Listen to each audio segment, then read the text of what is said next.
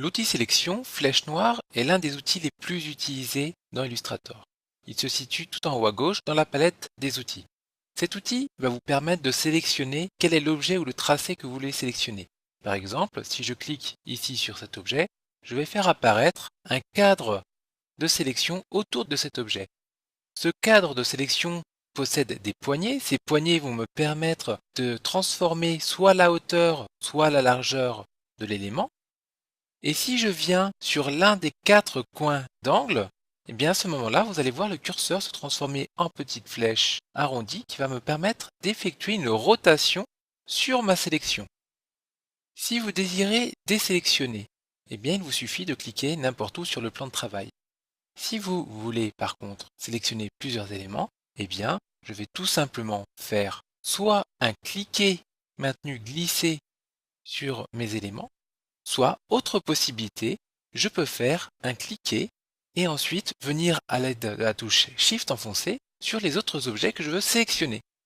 Et ainsi ajouter à ma sélection ou éventuellement, si je reviens cliquer sur un objet déjà sélectionné avec cette touche Shift, eh bien je vais enlever de la sélection cet élément. Vous allez voir que ici j'ai deux objets. A priori, il s'agit des deux mêmes objets. Mais si je viens sur le premier que je clique, à l'intérieur du premier objet, je vais pouvoir le sélectionner. Si je viens faire exactement la même manipulation sur le second, il ne se passe rien.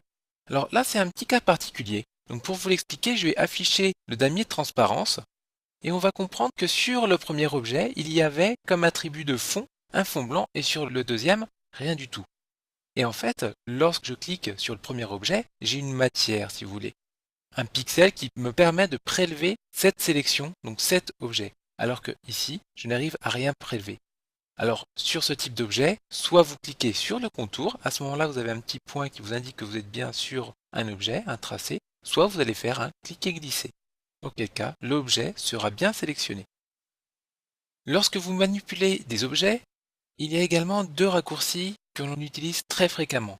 Le premier raccourci qui va vous permettre de garder l'homothétie lors de la déformation, c'est-à-dire vous allez conserver le rapport largeur-hauteur.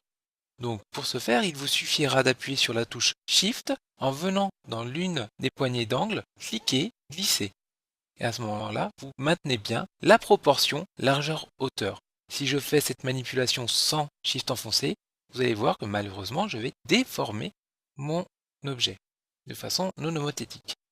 Alors également, vous avez la possibilité, à l'aide du maintien de la touche Alt enfoncé, de modifier la sélection, de transformer votre sélection, mais par son centre.